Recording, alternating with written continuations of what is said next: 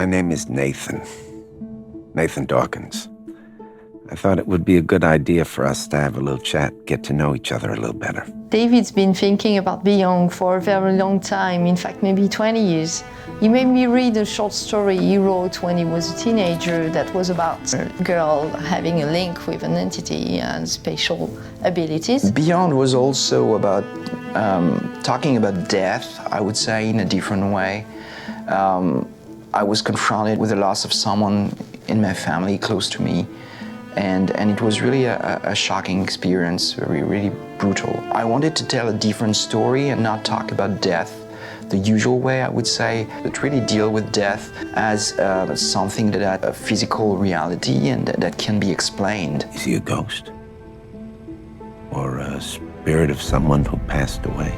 I had the story in mind, I was starting to take notes, and I'm used to look for pictures of actors. And the first image I found for this character of Jodie was a picture of Ellen. She looked really strong. She seemed to know what she wanted, but at the same time there was something fragile and vulnerable in her eyes.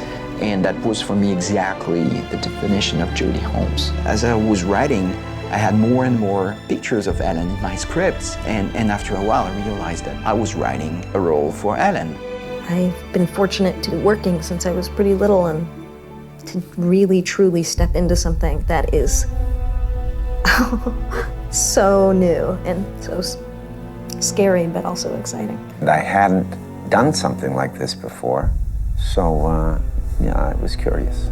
As I liked the relationship of the Dawkins character to the Jodie character. I like the arc of what happens to them, the fact that it takes over 15 years. There are lots of possibilities for lots of complexity and lots of interesting subtleties and takes on the relationship. I didn't ask to be different. I just want to go out and have friends and be like other girls my age. You'll never be like them. You need to get used to that.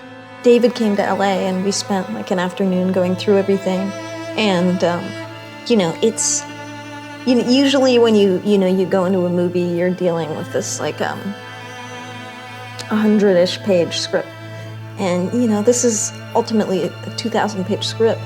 I remember just being in my place with like these stacks of scripts and being like, how do I where does one begin here, It's hard to keep track because of the interactive aspects of the game. The story can go lots of different ways. That was something that was really hard for me to wrap my brain around as we're shooting. This shooting was a lot of pressure because of the presence of Ellen Page and Willem Dafoe.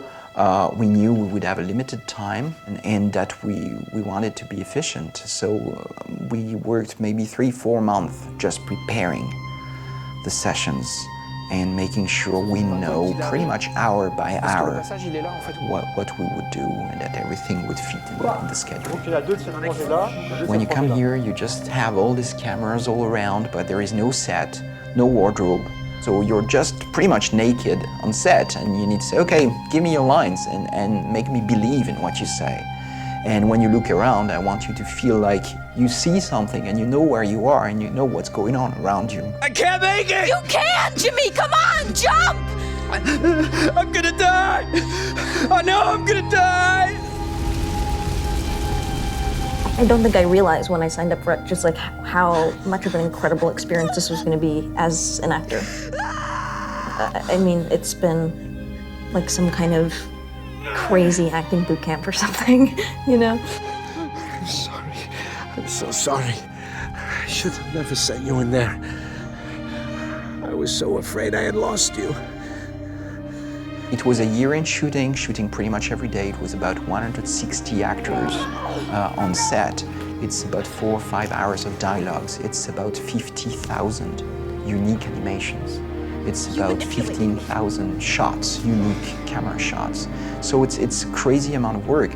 Because the player is making, the choices of where they want the story to go, you could be having essentially like 4 different conversations at once, and you're kind of filming it all, but you're filming it linearly, So it's such an interesting thing, and You just do it. It's difficult, but you need to understand this is a great opportunity for you. No one can tell me what to do with my life. I don't care what you think. I'm not going anywhere.